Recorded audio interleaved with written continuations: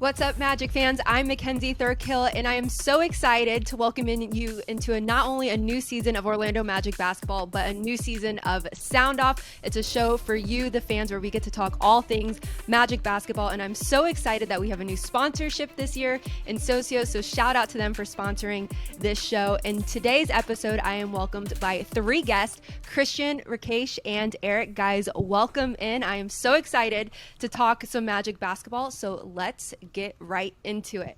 First things first, where we stand currently as we are filming this show. We've gone through preseason and we've seen one regular season game, the Orlando Magic taking on the San Antonio Spurs.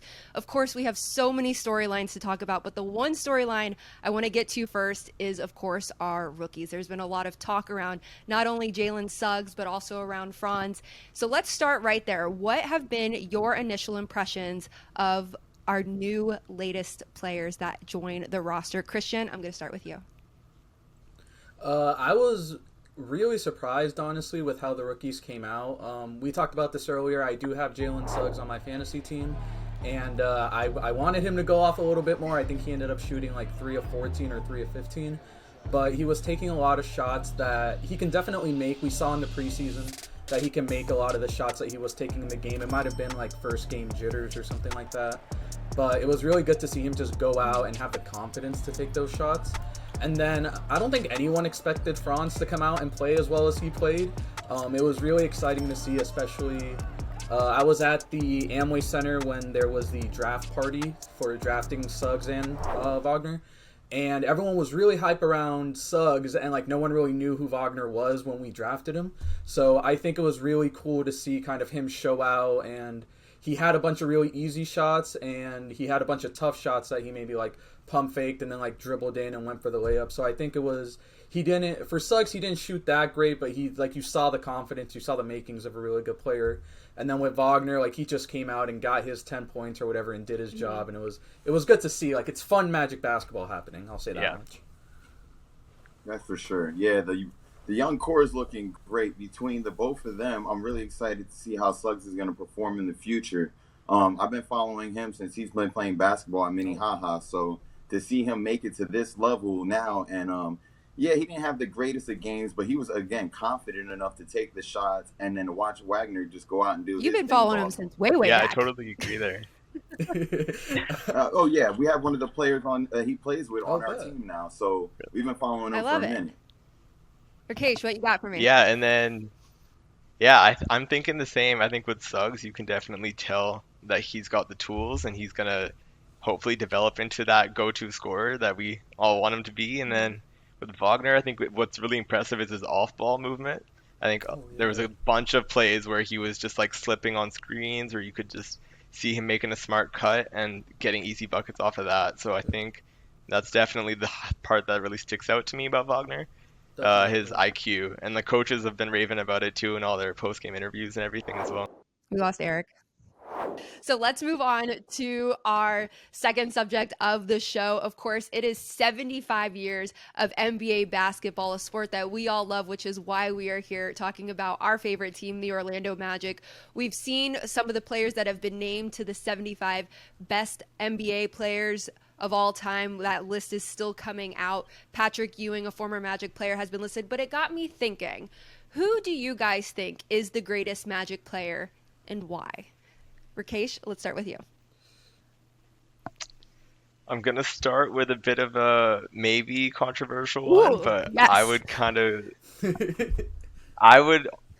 For his time in Orlando, just based off their time in Orlando, not full careers with other teams, I would say Dwight Howard. Yeah, that's because, I mean, he just accomplished so much. He made all defensive teams multiple times. He led the team to the finals. He was really just a force, like unparalleled since like Shaq level, I would say, almost. So that would be my pick. Okay. Yeah. I mean, that's a solid, you can't really argue that. So that's a very solid. Yeah. It's just the way that he went out makes people kind of hold some spite towards him, but I would still pick him. Understandable. I don't remember if Shaq is already on the 75 player list. If he isn't, he absolutely has to be. That's insane. One of the most dominant players to ever step foot on an NBA court. Dwight's definitely a good choice. Tracy, I'm gonna go dark horse. I love JJ Redick. JJ Redick's one of my favorite players of all time. Ooh. He's not gonna end up on that list, but I love JJ Redick so much. His podcast is really nice. And I don't know. I think the one, if Shaq isn't on that list, that's absolutely insane. Shaq definitely has to be on the list. I think they're doing the last 75 today, or the last 25 it comes out today, tonight. Right? But yeah, so if Shaq isn't on there, I would be incredibly surprised. I think between McGrady and Dwight, I think purely based on like Magic resume, it would have to be Dwight. I think he got like 3 Defensive Player of the Years in there too. But Tracy also scored like 62. So like you can't go wrong with any of those choices. Yeah. No, there's so many players, because I actually started looking like back, because obviously the first players that come to mind are guys like Shaq, T-Mac, Dwight, players that you guys mentioned. But then there's also Penny. There's also Nick Anderson. There's D. Scott. There's JJ. Like there are so many people that have been so instrumental in making the Magic who they are, just in the history books, and also just making team history. Yeah.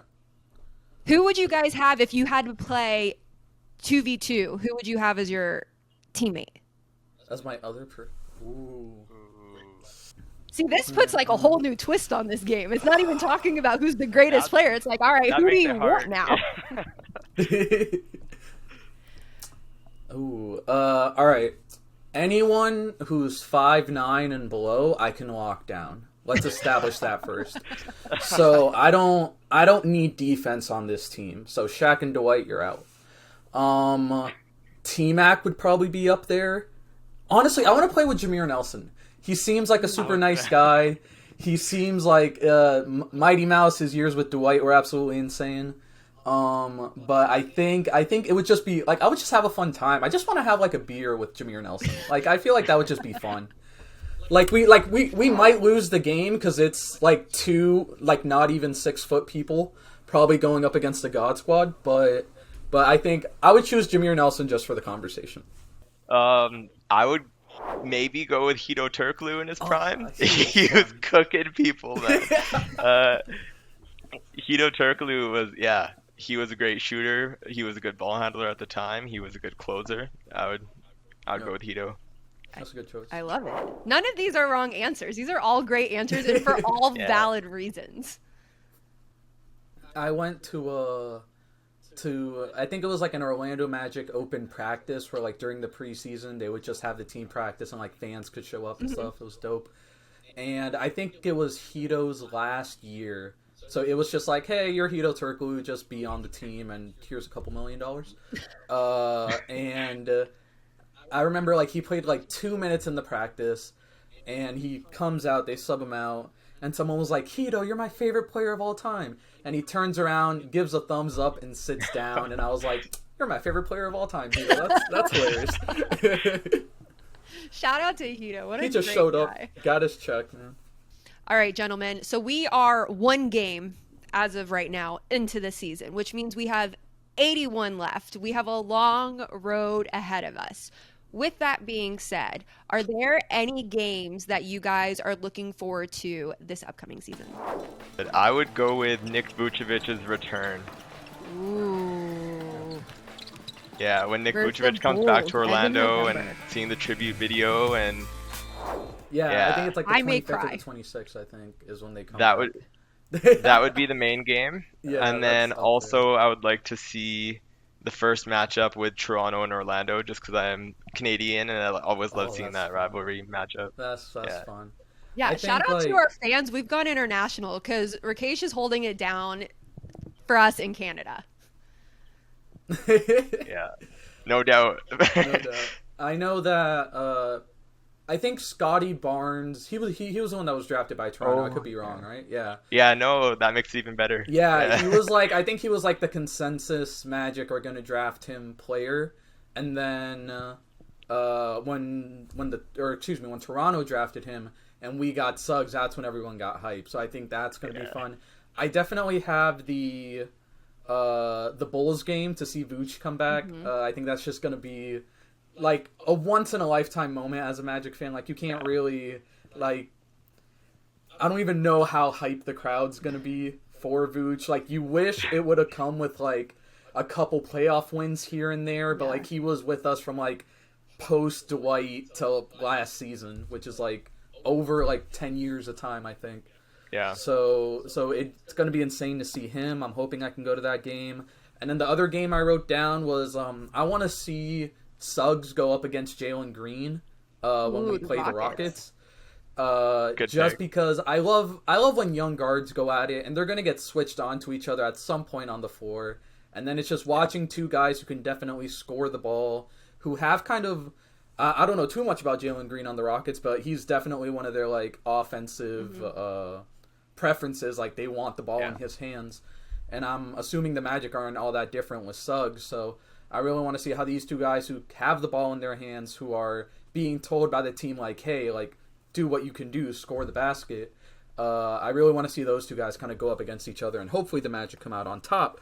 But either way, I think it'd be fun basketball to watch them. What's a fun game about that one, too, the Rockets Magic game, is that they're coached by Steven Silas. Both Steven Silas and Jamal Mosley came out of the Dallas Mavericks. Silas being an offensive guy, and then Jamal being a defensive guy. So both of them are very familiar with each other, which makes it a little bit more interesting for that fact, is that they both coached together and they know each other so well that now it'd be them two going up against each other. Steven, obviously, he's now in his second year of being a head coach, but Jamal being his first year, it'll be a good one. And they're also going through a rebuild as well. So I think it, like, kind of tells you where you're at a little bit. I know for me, a game that I'm really excited about, oddly, because usually I love the Sunshine State rivalry between the Magic and the Heat, but I'm actually really excited and looking forward to us when we play the Hawks, because I feel like the Hawks are a good measuring stick right now based off how they finished the last season,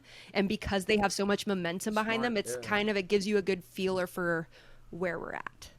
And the Hawks are kind of like that model that, like, the Magic fans are hoping to push towards, in the sense that they started off as, like, a rebuilding team that reached playoffs a lot quicker than they were supposed to.